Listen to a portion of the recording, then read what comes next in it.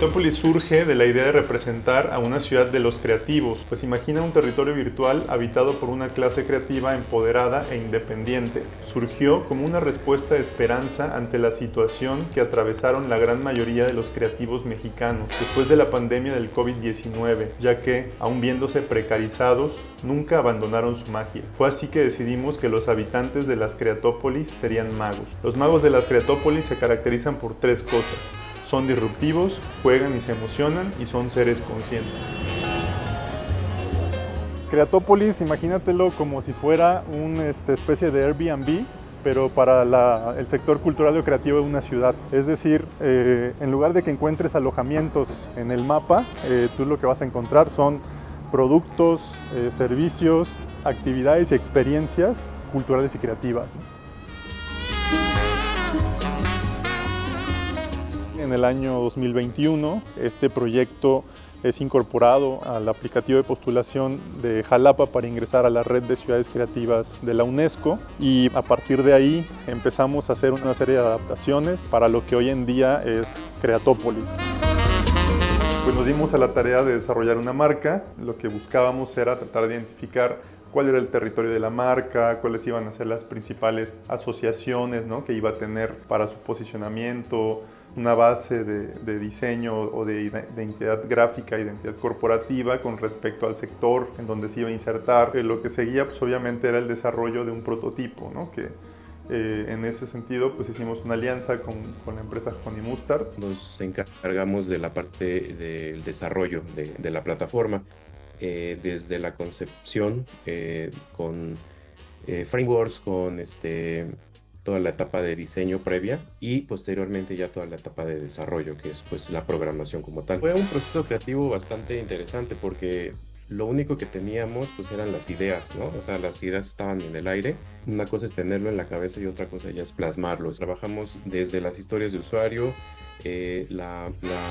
digamos que maquetación visual. Esto quiere decir que hacemos wireframes para comprobar un poco la experiencia que va a tener el usuario.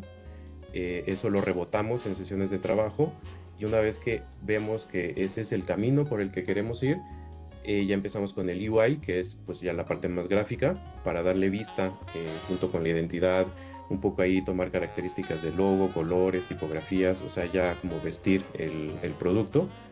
Y posterior a esto ya hacemos, antes de programar incluso hacemos un demo, donde podemos experimentar un poco cómo sería la navegación.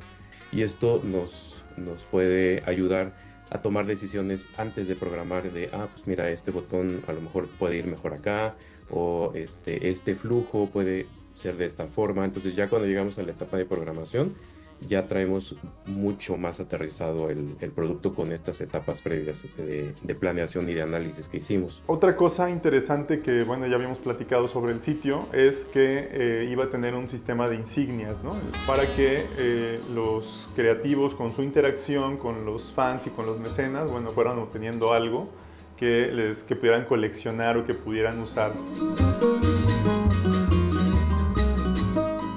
Fue muy divertido el proceso para diseñar las insignias. Primero pues fue todo este proceso de, conforme a las ideas que me fueron dando, fui trabajando, ¿no? Primero fue desde lo lineal, los bocetos, que cómo íbamos trabajando, que si era así, que si era un poquito más plana la insignia y todo esto. Y después se fueron metiendo texturas, se fue añadiendo el logo de Creatópolis, siempre respetando como esa parte del logo. Una de las partes como, pues no difíciles, pero sí como con un poquito más como un poco más complejas, fue agregar la textura dorada, ¿no? Que fueron como ir moviendo aquí, cambiando las letras, agregando brillos. Y pues es muy divertido el proceso porque uno va aprendiendo y todo esto, ¿no? Entonces, pues ha sido un proceso muy padre, muy divertido. Se va a obtener pues una pieza manipulable y apreciando todos los detalles del circuitaje que tiene. Realmente pasar una imagen a algo 3D no es tan sencillo, requiere esa paciencia de hacer ese calcado a lo mejor de la imagen y que no se te pase ningún detalle. Tienes que estar repasando la imagen completamente, darle los redondeos adecuados y una vez de que lo pasas a 3D, darle el relieve adecuado para que sea visible y pueda ser palpable incluso, con un nivel de detalle que puedas acercarte con lupa y apreciar cada uno de esos pues ruteos que tienen todos los circuitajes del emblema. Bueno, pues así queda la insignia del First Patreon Badge que diseñó K-Boom. Y lo que se hace normalmente con este tipo de coleccionables cuando se pasan al mundo físico con realidad aumentada, pues bueno, se escanea con el celular el objeto físico y el propietario del NFT puede ver su NFT en la plataforma, ¿no? También tenemos la coordinación de los contenidos, ¿no? Que es, digamos, cuidar que los usuarios, el contenido que van subiendo, pues sea apropiado, adecuado, de acuerdo a estas reglas de uso. Crear, corregir y cuidar mucho del lenguaje que utilizamos en la plataforma, es decir, trabajamos en el lenguaje escrito, el lenguaje visual y el lenguaje audiovisual.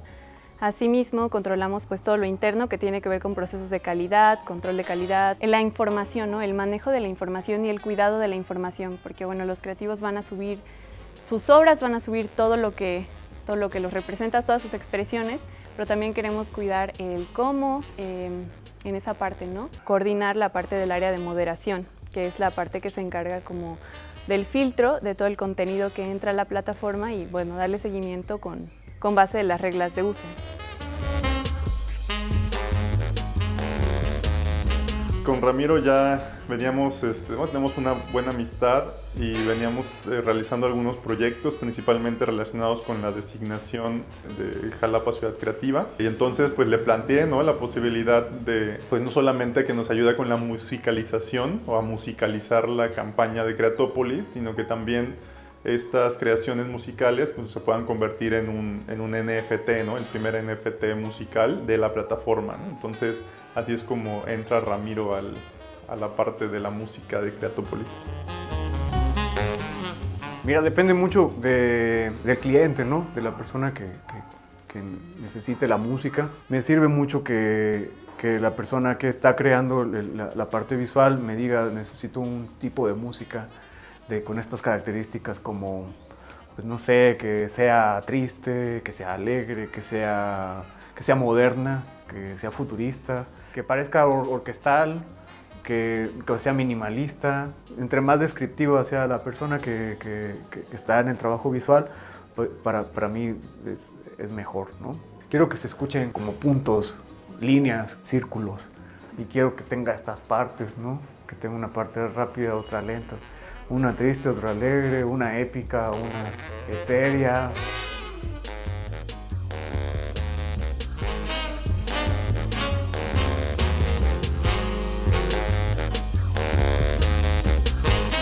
Estaban buscando un espacio aquí en la región de nuestra ciudad para lanzarlo y pues literal el lugar es como un canvas para poder hacer lo que uno quiera, ¿no? Entonces tenemos distintos espacios, tenemos el cupo como para hacer un evento multidisciplinario en el que puedes tener varias gente, puedes presentar a un chef o un mixólogo, puedes traer artistas visuales y usar la maquinaria o las paredes o los hornos como tu canvas para presentar algo. Tenemos el espacio donde hacemos los DJ sets, allá atrás tenemos el foro donde hemos hecho conciertos, tenemos esa terraza que es como panorámica. Yo creo que es un espacio bastante ad hoc con el feeling y el mindset de la plataforma. Creo que estamos en el mismo canal, aunque hacemos cosas distintas. Estamos haciendo un gran esfuerzo para que tengamos algo de un nivel mundial, como merece Jalapa. El sueño y la ilusión de esto es que el día de mañana, cuando ya esté funcionando, pues cumplamos con esa misión o con ese objetivo, que es ayudar a los artistas a vivir de su arte, vivir de su creación y vivir bien. Es decir, que tengan una vida plena y digna con esto.